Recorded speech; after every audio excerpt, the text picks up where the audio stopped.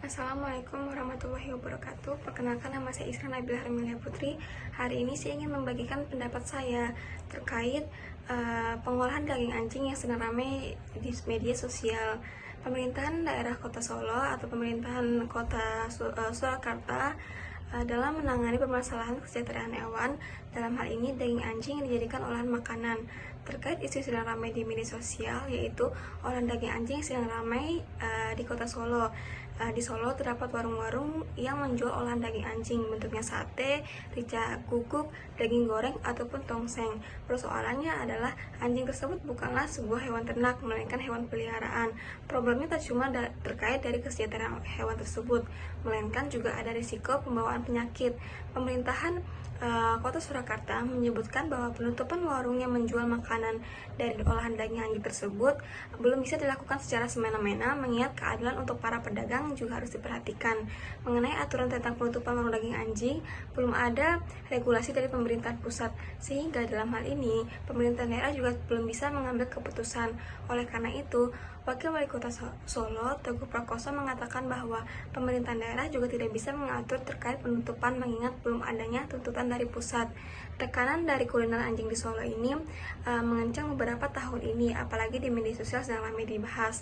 DMFI khawatir akan kesejahteraan hewan dan risiko kesehatan dari perdagangan ini. Media menelusuri sejumlah warung yang tersebar di Solo untuk melihat praktik kuliner anjing di bawah tekanan yang sedang ada. Mengingat bahwa sedang ramai di sosial media, pastinya para pedagang daging anjing tersebut melalui tekanan-tekanan yang ada. Sejumlah warung cenderung berjualan dengan tertutup. Di salah satu tempat terdapat spanduk kuning dengan tulisan rica-rica, atau di kondisi lain memakai diksi RW. RW dalam artian ini adalah rica waung atau rica anjing. Ada juga dengan spanduk yang hanya menuliskan rica-rica saja. Warung lainnya menuliskan kode RR dan RW di depan warung, tapi di dalamnya tertera jelas bahwa tersebut adalah rica guguk atau rica yang terbuat dari daging anjing. Terkait hal itu, saat ini sedang dilakukan saat ini Pemkot Surakarta tengah menyusun surat edaran mengenai penjualan daging anjing. Menanggapi permintaan audiensi dari para pedagang daging anjing tersebut, ia menyarankan mereka lebih dahulu berkonsultasi dengan Komisi 4 DPRD Kota Surakarta. Tentu saja hal ini merupakan tantangan yang cukup sulit untuk Pemkot Surakarta, mengingat bahwasannya belum adanya keputusan dari pusat sehingga daerah belum bisa ikut campur tangan. Tantangan ini dapat berupa tentang budaya dan juga kurangnya edukasi pada masyarakat. Meskipun demikian, pihaknya memastikan akan lagi fokus pada mengatur dan tidak sekedar melakukan pelarangan saja. Pemkot Surakarta memiliki tantangan tersendiri terkait perdagangan anjing sebagai makanan.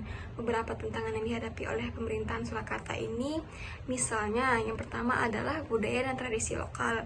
Tantangan utama mungkin terkait dengan budaya dan tradisi lokal yang mengizinkan atau memperbolehkan mengkonsumsi daging anjing.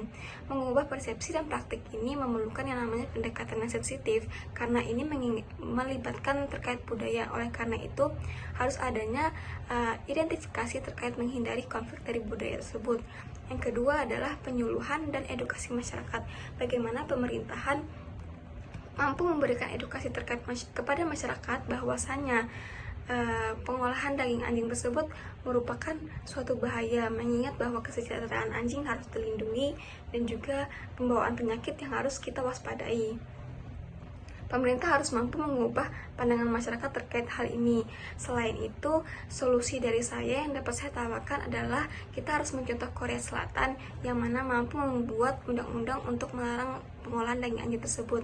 Pemerintah kita harus mampu menawarkan dengan tegas mengeluarkan larangan terkait perdagangan daging anjing dan juga pengolahan daging anjing sebagai makanan.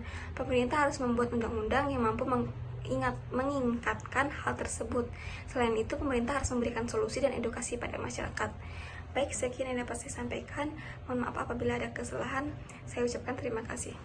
Wassalamualaikum warahmatullahi wabarakatuh.